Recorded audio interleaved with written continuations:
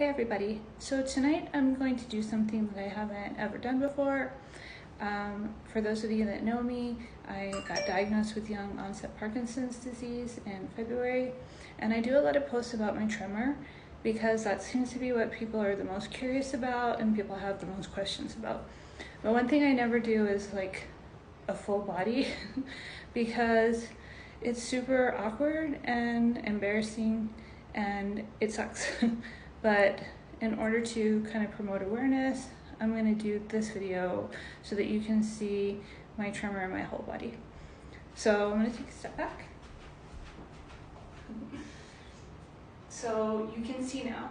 I haven't taken my medication in the evening tonight. I mentioned in some previous videos that that's because it's been making me really tired and I have things to do tonight. But if I don't take my medication, this is how my tremor is. Now, I've also mentioned that it's on my right side, so I have it in my right arm, but I also have it in my leg. Most people that have a Parkinsonian tremor do have it on their dominant, on the side. Not everyone has a tremor, and not everyone has it on their dominant side. But I think now, because I'm off tonight, and what we call off is just like the meds aren't working, or I didn't take my meds, like would be my normal state. You can see more like what's happening in my leg. So it's more comfortable for me to keep it kind of bent because I feel like it wants to shake. It doesn't shake as much as my arm does, but when I'm in a tremor state, it starts with muscle tightening. Like the muscles tighten and then they shake.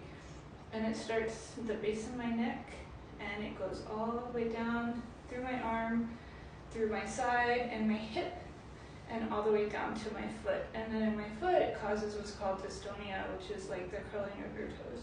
And when my tremor is just in its natural state, my hand will form like a claw, right?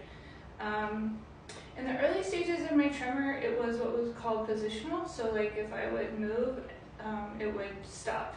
And that's how my leg is. So if I change positions, my leg will not tremor. But if I change my hand, it'll stop, but it'll start shaking again. It'll stop, but it'll start shaking again. So it's not, you can see how it's progressed. It used to be if I went like this, it would stop and it would stay stopped, but that's developed not to be the case over time. The most common Parkinson's progression of tremor is that it will continue to go down into my leg and then eventually spread to my other side, which sucks. But I really want to raise awareness about tremors because of all the different symptoms that we have.